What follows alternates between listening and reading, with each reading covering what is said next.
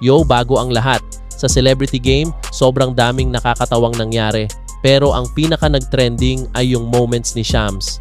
Imagine mo, sanay tayo na makita siya sa phone, nagbe-break ng trades, naglalabas ng exclusive news, at laging updated sa NBA world.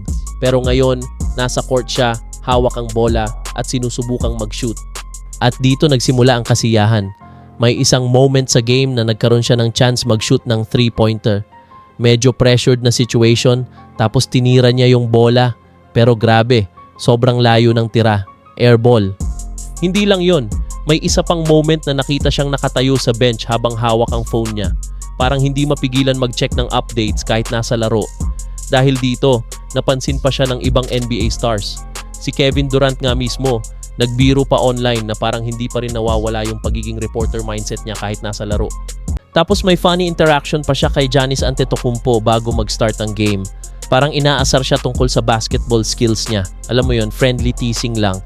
From breaking news on to breaking ankles, ay hindi pala, breaking air balls. Pero aminado naman tayo, kahit sablay ang tira, sobrang entertaining. Pero habang may mga nakakatawang moments sa All-Star Weekend, may isang balita naman na medyo mabigat sa pakiramdam ng maraming fans. Isa sa pinaka-respected at pinakamatagal sa NBA, tuluyan nang nagpaalam sa liga, si Chris Paul.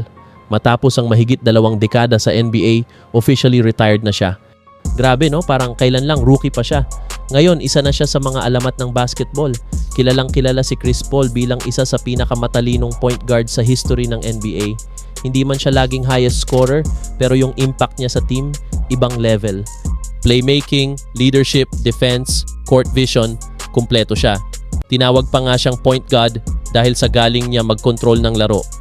Kahit saan team siya mapunta, biglang nagiging contender. Naalala nyo yung Phoenix Suns run nila papuntang finals? Malaking bahagi siya doon. Kahit hindi sila nag-champion, napakita niya kung gaano siya kaimportante sa isang team.